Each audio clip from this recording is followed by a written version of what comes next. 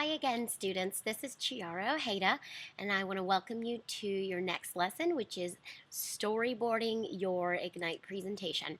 Now, right away, you may be thinking, storyboarding, I'm making a speech, not a movie or a cartoon.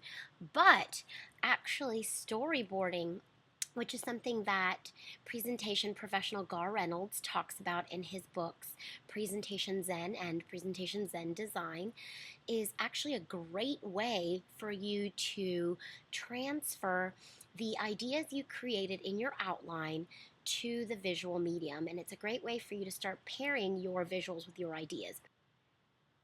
So we're going to take a look at a 4-step process for creating a storyboard, and we'll also take a look at the storyboard that I'm creating for my current Ignite presentation.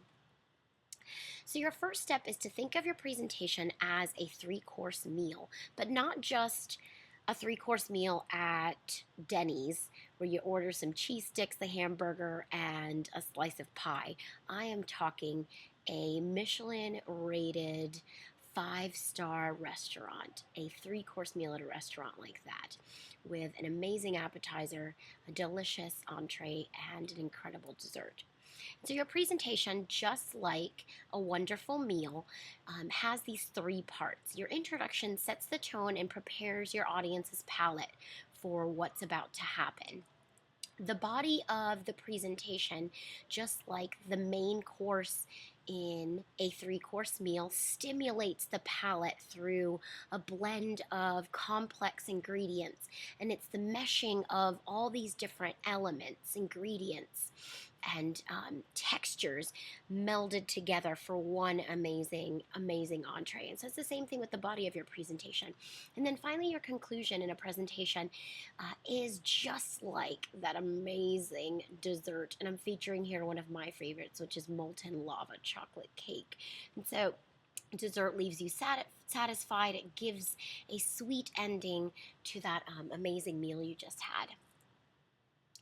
Once you can think of your presentation in this way as a 3-part meal, you can then determine how many slides per segment you want to devote to each of those pieces. And it's kind of the same as a meal. All right, your introduction and your conclusion, just like the appetizer and the dessert, are smaller bits of the presentation, whereas your body is going to be the biggest chunk, just like that entree is the biggest portion of that meal. And so in your introduction, you want to do about 4 to 5 things. Actually, 4 things, but you might take 4 to 5 slides to accomplish them. In your introduction, you want to create a slide that has a good, strong attention getter. So think about the attention getter you created in your outline. How are you going to hook your audience? How are you going to grab them? And create a slide or 2. This is where you might actually need 2 slides that actually gets your audience's attention. Your next slide should convey your big idea or your main point, what you want to convince your audience to do. Your next 2 slides should cover your common ground with the audience. So what is it that you have in common with your audience? And refer back to that week 1 lesson on persuasion, when you learn about the importance of common ground and establishing credibility as well. So in your introduction, you want to set up what makes you worth listening to, what makes you a credible source. This is a great time for some personal storytelling where you convey what your connection and experience with the topic is. The body of your presentation is going to be you laying out your anywhere between 3 to 5 core main points and ideas. And you want to weave in your details, your facts, your examples, your storytelling, that ethos, pathos, and logos. You weave that into these about 12 to 14 slides in the body of your presentation. So maybe you use a slide to set up a main point, and then you use 3, 4, 5 slides to convey and explain that main point, again through detail, story, example, fact, data, metaphor, all that good stuff you learned about in week 1. Finally, your conclusion provides a recap to the presentation, a call to action, and then a final focus. Nancy Duarte refers to this as a new bliss. So now that you have determined how many slides you want to pair with each of your ideas in your outline, you want to actually then create the storyboard. And you can do this on paper, and that's what I'm going to show you because that's what I did. You simply open up a new PowerPoint, create 3 slides, and then select print, and then print with the notes. And you can actually create a storyboard sheet that way and do this on paper, or you can open up a Keynote or a PowerPoint, create your 20 slides, and then select View and Show Presenter Notes.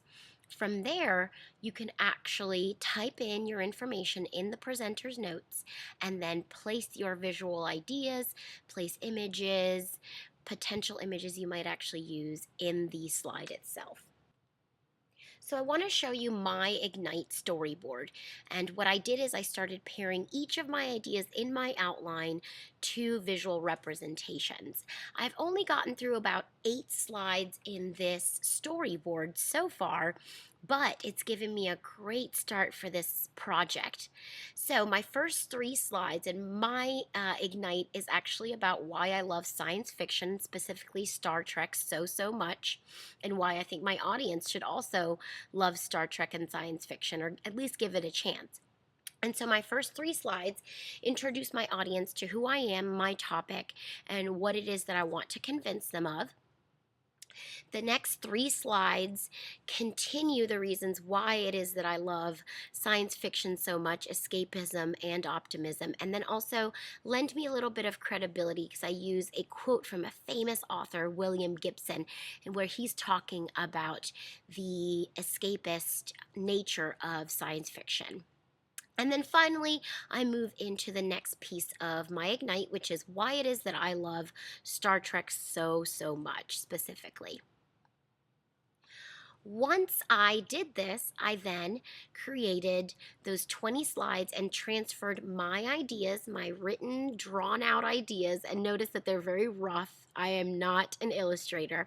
I transferred my ideas to the slides themselves. And based on what I had storyboarded, I was able to create these few slides here that you see.